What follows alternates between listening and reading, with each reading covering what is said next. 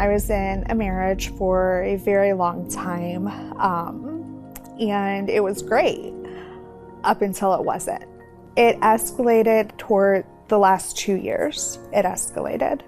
I pushed downstairs, pinned up against walls, pinned up against my car. After he would go cool down, whatever he needed to do, and then it was come back, hugs, kisses, I love you, you're the most beautiful thing. I wouldn't have done that if you wouldn't have acted.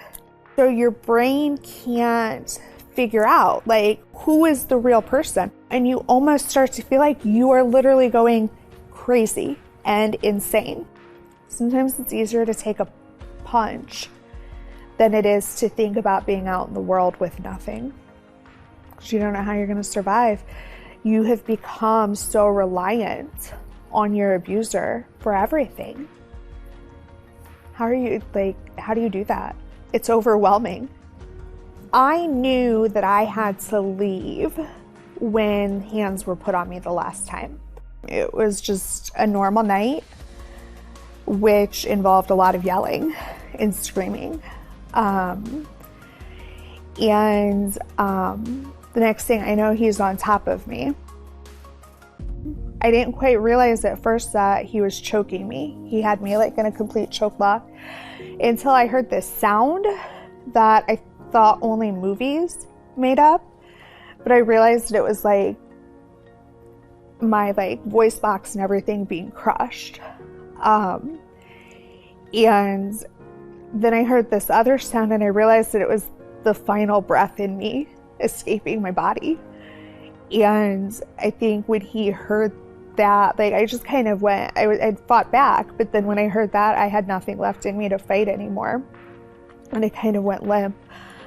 And I think he realized at that point what he had done and gone too far.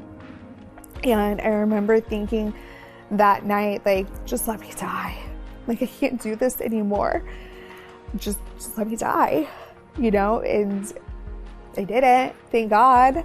But I remember thinking of my kids and thinking, if I die, they're going to become what I became. And I didn't want that for them.